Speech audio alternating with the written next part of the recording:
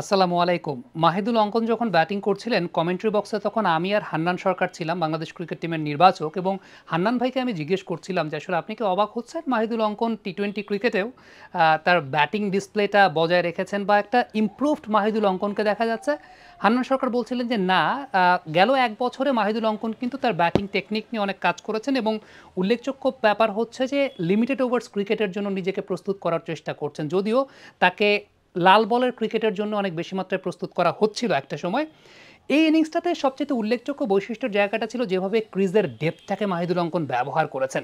Helicopter shot একটা খেলেছেন এবং হেলিকপ্টার শটের এক্সিকিউশনটা ইটস নট দ্যাট ইজি। আপনি যখন হেলিকপ্টার শট খেলবেন, আমরা তো দেখি মহেন্দ্র সিং ধোনি হেলিকপ্টার শট খেলতেন, এটা মুখে বলাটা অনেক সহজ কিন্তু এক্সিকিউশন পার্টটা আসলে সত্যিকারের অর্থে অনেক কঠিন। এবং বোলারের সঙ্গে যেভাবে মাইন্ড গেম খেলেছেন, প্রথমত খেয়াল করে দেখবেন যে ক্রিজের ডেপথটাকে ব্যবহার করছেন, 22 গজের পিচটাকে 23 গজ বা 24 গজ বানিয়ে খেলছেন। এরপর ফ্রন্ট লেগটা, সামনের পাটাকে যেভাবে ক্লিয়ার করছেন, খুব কম সংখ্যক ব্যাটসম্যান সেই কাজটা বাংলাদেশের ক্রিকেটে করেন। মডার্ন ডে ক্রিকেটে ব্যাটারদের এই একটা বৈশিষ্ট্যের জায়গা আমরা নাওয়াডেজ দেখতে পাচ্ছি যে ফ্রন্ট লেগ ক্লিয়ার করার যে জায়গাটা, সেই ফ্রন্ট লেগ ক্লিয়ার করার ক্ষেত্রে তারা আলাদা করে প্র্যাকটিসটা অবশ্যই করছেন। এবং যেটা হয় যে আপনার ফ্রন্ট লেগটা যদি ক্লিয়ার না হয়, আপনি কিন্তু ওই হ্যান্ড আই কোঅর্ডিনেশনে ব্যাটের সুইংটা খুব ভালো মতো করতে পারবেন না। অঙ্কন বিষয়টা এরকম না যে খুব বেশি মাসল পাওয়ার ব্যবহার করে শট করেছেন, বিষয়টা সেরকম না।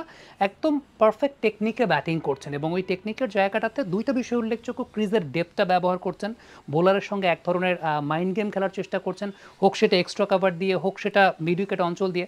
আমরা দেখছিলাম যে তিনি যখন ব্যাটিং করছিলেন ক্রিজের ডেপথটাকে ব্যবহার করে আলটিমেটলি ক্রিজটাকে অনেক বড় করার চেষ্টা করছিলেন এবং প্রপার রিয়াকশন টাইমেই বলগুলোকে ব্যাটে পাচ্ছিলেন।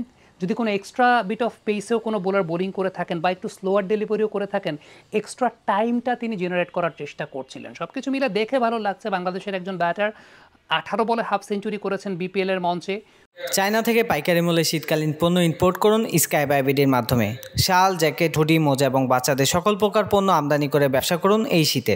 তাই এখনই পাইকারি মূল্যে পণ্য ইম্পোর্ট করতে ভিজিট করুন www.skybybd.com অথবা প্লে স্টোর থেকে ইনস্টল করুন Sky by BD mobile app. উইকেটও বেশ ভালো এবার বিপিএলে হচ্ছে, সূর্যের আলো উঠছে, সব কিছু মিলিয়ে রান হয়েছে এবারের বিপিএলে বা রান হচ্ছে এখন পর্যন্ত, এটা খুব পজিটিভ একটা ফ্যাক্টর। তবে সবচেয়ে উল্লেখযোগ্য ব্যাপার হচ্ছে যে এই যে ব্যাটাররা শটগুলোকে এক্সিকিউট করতে পারছেন এবং এক্সিকিউটটা তখনই করতে পারেন একজন ব্যাটার যখন তার স্কিলের জায়গাটা ঠিক থাকে।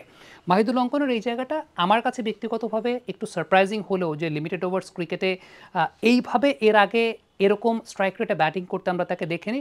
তবে হ্যাঁ, হান্নান সরকার একদম যথার্থই বলেছেন যে তাকে শর্টার ফরম্যাটের ক্রিকেটের জন্য বিবেচনা আপনি চাইলেও করতে পারেন, কারণ নিজেকে তিনি ওইভাবে প্রিপেয়ার করেছেন বা নিজেকে তিনি ওইভাবে প্রিপেয়ার করছেন।